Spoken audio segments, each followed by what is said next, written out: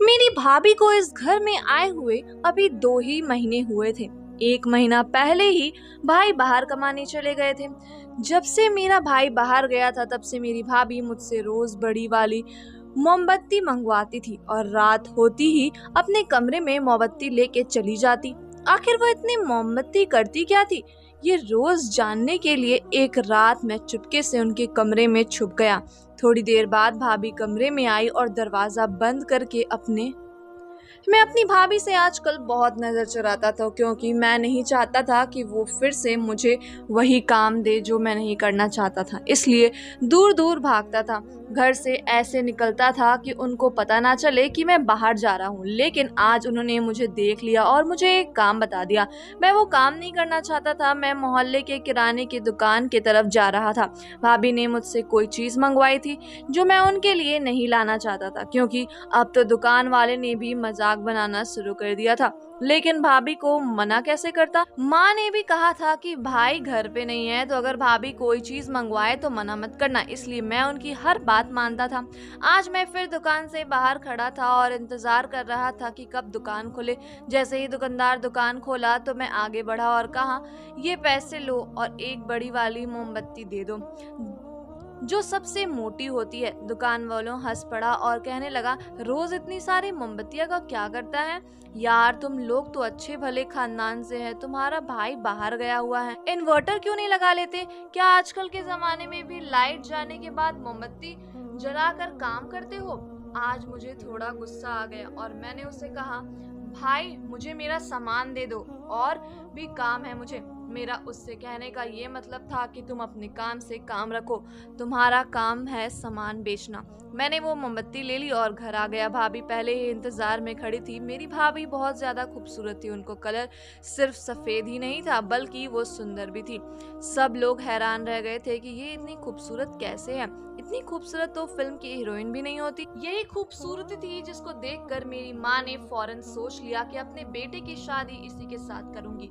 शादी की 1 महीने बाद एक सारे खानदान वाले जो शादी में नहीं आ सकते थे वो बार बार हमारे घर आते रहे। मेरी भाभी को देखने के लिए हैरान होते रहे और भाभी से पूछते थे कि तुम्हारी कोई बहन है क्या। लेकिन भाभी इकलौती थी। भाभी ने मेरे हाथ में मोमबत्ती देखी तो बहुत ज्यादा होश हो गई। उन्होंने खुशी खुशी मेरे हाथ में मोमबत्ती ले ली और उसके अंदर से वो धागा निकाल कर वहीं फेंक दिया और मोमबत्ती लिए अपने कमरे में चली गई। शाम हो चुकी थी। वो शाम के बाद कोई काम भी नहीं करती थी, अपने कमरे में अकेली बैठी रहती थी। माँ कहती थी कि शायद इसको गौरव बेटा फोन करता होगा। बेचारों की अभी अभी शादी हुई थी और दोनों अलग ही हो गए। शादी पर बहुत ज्यादा खर्च हो गया है, इसलिए उसे वापस जाना ही पड़ा। लेकिन कोई बात नहीं, 1 साल में वापस आ जाएगा। मेरा बहू का दिल तो दुखता ही होगा। मेरी माँ मेरी भाभी पर फिदा थी। माँ को उनमें कोई भी गलती नजर नहीं आती थी। ये बात बड़ी अजीब और अनोखी थी कि एक सास होकर वो मेरी भाभी को इतना प्यार करती है। मेरी भाभी भी सबके साथ अच्छे तरीके से रहती थी, लेकिन शाम होते ही वो अपने कमरे में चली जाती थी। मैं इसे बात पर हैरान था कि अगर मोमबत्ती को जलाकर रोशनी करने के लिए मंगवाया होता तो फिर इसका धागा क्यों निकाल दिया था? इसके बगैर तो वो जलेगी नहीं, तो फिर इसके मंगवाने का फायदा ही क्या? मुझे कुछ समझ नहीं आ रहा था। मैं बड़ा परेशान रहता था। दुकान वाला मुझे ताने देता था। मैंने दूसरा दुकान पे जाने का सोचा, लेकिन दूसरी दुकान यहाँ पे काफी दूर थी। इसमें मेरा वक्त बर्बाद होता था और मैं गर्मी में इतनी बार चक्कर नहीं लगा सकता था, इसलिए वहीं दुकान से सामान लेने लगा। लेकिन ये मोमबत्ती आजकल सस्ती कहाँ मिलती थी। भाभी से पैसे मांगते हुए भी शर्म आती थी। जो मेरे पास पैसे थे वही खर्च कर रहा था और मुझे ये बात बिल्कुल भी अच्छी नहीं लग रही थी। माँ ने कहा कि अगर तुम्हें पैसे लेकर काम करना है तो फिर तुम्हारे से करवाने की क्या जरूरत, वो अपने भाई से ही कह दे। तो इस वजह से मुझे कोई तकलीफ ना थी। लेकिन ये सब कुछ हो क्या रहा था? ये बात तो ठीक है कि घर में लाइट जाती है और मोमबत्ती को लाइट के लिए ही इस्तेमाल किया जाता है। इसका मतलब कि भाभी भी यही करती थी। मैं इसके वजह से बहुत ज्यादा तंग हो चुका था। मेरी जेब भी खाली हो रही थी और कुछ समझ नहीं आ रहा था। इसी बीच दीपावली भी आ गया और हम लोगों ने दीपावली भी गुजार ली। मैंने एक तरकीब निकाली। मैंने कुछ पैसे एडवांस देकर इन्वर्टर खरीद लिया और अपने घर लगा लिया। अब मुझे पूरा यकीन था कि इसके बाद भाभी मुझे मोमबत्ती लाने के लिए नहीं कहेंगी, क्योंकि घर में इन्वर्टर ले आया गया है। घर वाले भी खुश हो गए। अम्मी ने मुझे कहा कि तुमने अपने पैसों से घर की चीजें मंगाई, तू भी अपने बड़े भाई की ही तरह है, वो भी अपने बारे में बाद में सोचता है, पहले हमारे बारे में सोचता है, तभी तो बेचारा इतनी जल्दी वापस चला गया। अभी तो उसकी शादी हुई थी लेकिन उसकी बीवी बहुत अच्छी है, कभी कोई शिकायत नहीं करती। मुझे यकीन था कि अब भाभी भी मुझे वो काम नहीं देंगी, लेकिन मैं तो हैरान रह गया जब अगले ही दिन भाभी ने मुझे पैसे दिए और कहा मेरे लिए एक मोमबत्ती लेकर आना, कल भी तुम लेकर नहीं आए। मैंने कहा भाभी अब आपको इसकी क्या जरूरत है, अब तो इन्वर्टर भी लग गया है। इस बात पर वो शांत हो गई। मुझे भाभी की बात माननी पड़ी, लेकिन मैं हैरान था कि अब तो मैंने इन्वर्टर लगवा दिया है, फिर भी वो मुझसे ये सब काम क्यों करवा रही है। खैर, जो मैं नहीं चाहता था मुझे वही करना पड़ा। एक दिन मैंने भाभी से पूछा कि इसका क्या करते हो आप, तो इस बात पर वो हंसने लगी और कहने लगी मैं रात को खिड़की खोल दूंगी, तुम खुद ही देख लेना कि मैं इसका क्या करती हूँ। मैं हैरान रह गया था। मेरी भाभी बहुत ही ज्यादा अजीब थी, लेकिन उनके साथ उनका कितना अच्छा नहीं था।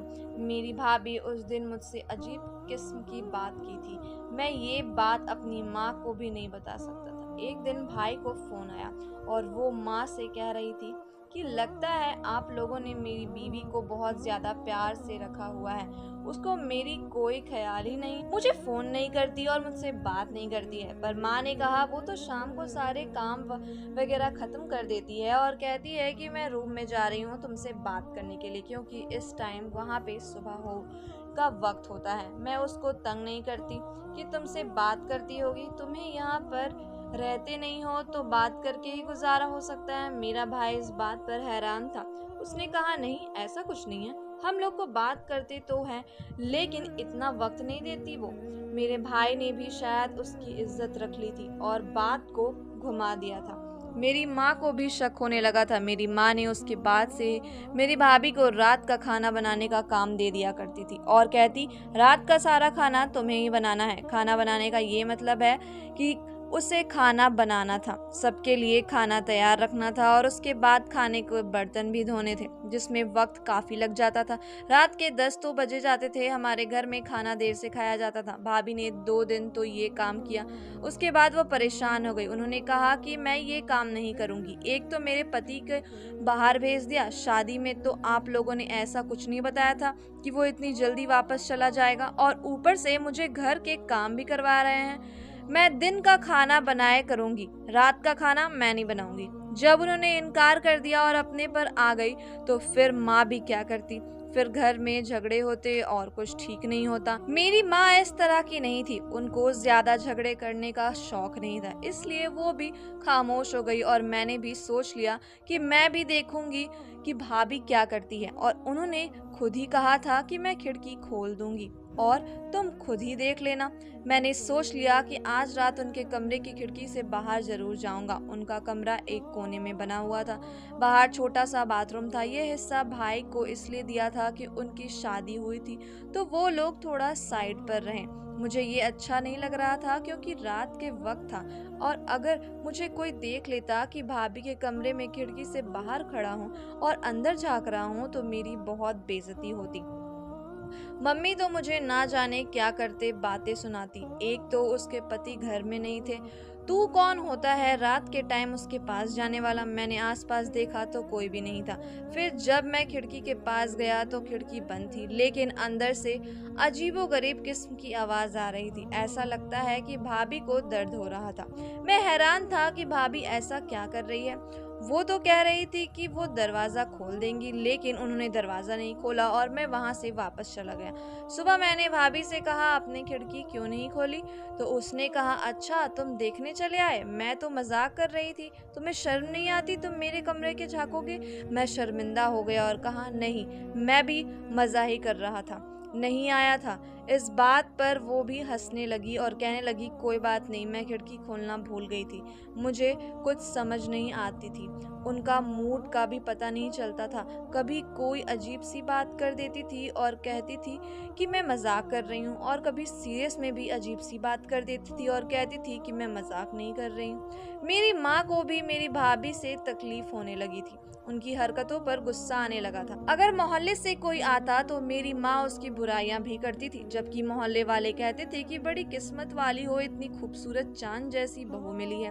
मेरी माँ कहती थी कि खूबसूरती का अचार डालूं क्या, कोई योग्य भी होना चाहिए। जबकि यही माँ थी जो पहले कह रही थी कि लड़की को खूबसूरत होना चाहिए ताकि सारे देखे तो देखते रह जाएं। घर के काम तो आजकल किसी भी लड़की को नहीं आते, शादी के बाद ही सीखती है। लेकिन अब मेरी माँ का नजरिया बदल गया था। भाभी की कोई बहन तो थी नहीं, लेकिन उनके रिलेशन की एक लड़की थी, उनकी तरह ही खूबसूरत थी। मेरी माँ पहले कहती थी कि उसका रिश्ता मेरे लिए करना है, लेकिन अब मेरी माँ ने इनकार कर लिया। और मुझे भी कोई शौक नहीं था। अगर भाभी ऐसी थी तो वो लड़की भी ऐसी ही होती, और मैं ऐसी औरत के साथ जिंदगी नहीं गुजार सकता था।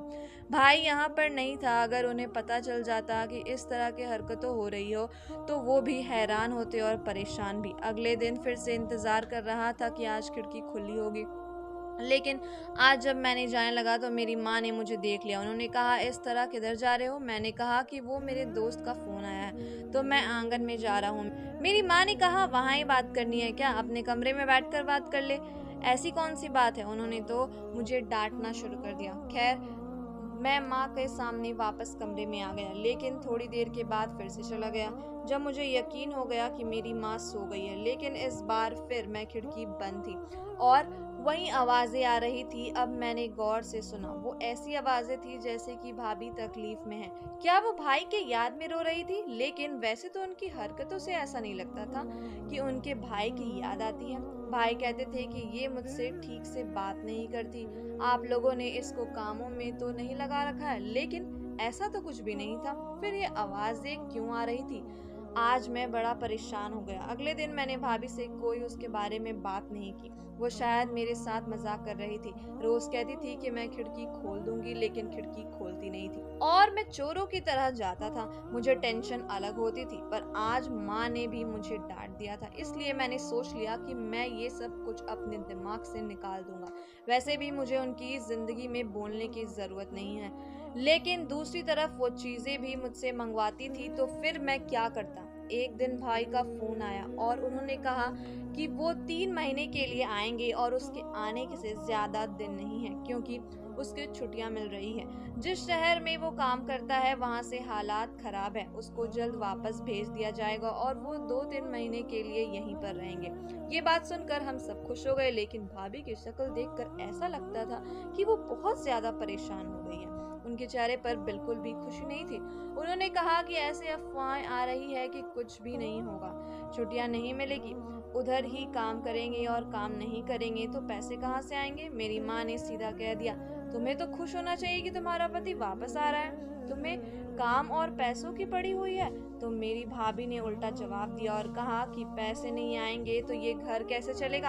आपका ये बेटा तो कोई काम करता नहीं, जबकि मैं घर में बच्चे को ट्यूशन पढ़ाने जाता था। वैसे भी मेरी पढ़ाई चल रही थी, मुझे काम करने की क्या जरूरत थी? पापा की पेंशन आती थी और भाई भी तो सारा घर चलाते थे। माँ कुछ बोलने लगी, लेकिन मैंने माँ को चुप करवा दिया।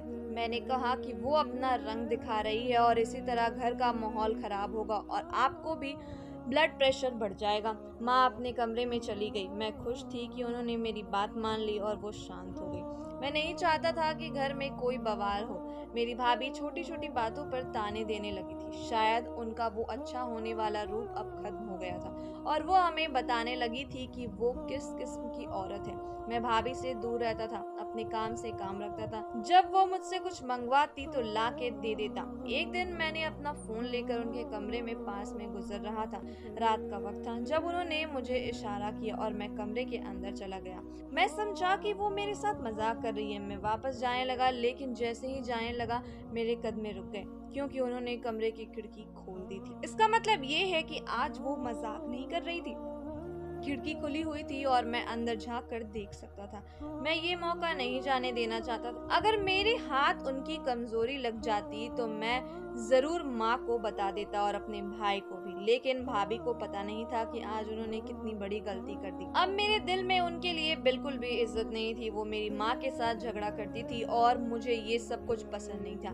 मैं आगे बढ़ा और काफी हैरान भी था कि क्या होने वाला है। खिड़की खुली हुई थी और कमरे की लाइट भी ऑन थी। देखने के लिए गर्दन अंदर की तो सामने का मंजर पहले से मुझे ठीक से दिखाई नहीं दिया। उसके बाद जब देखा तो हैरान रह गया। मेरे होश ही उड़ गए। अब मुझे पता चला कि भाभी को दर्द क्यों होता था, क्योंकि भाभी मोमबत्ती जलाकर और उसे पिघलाकर अपने चेहरे और हाथों पर लगा रही थी।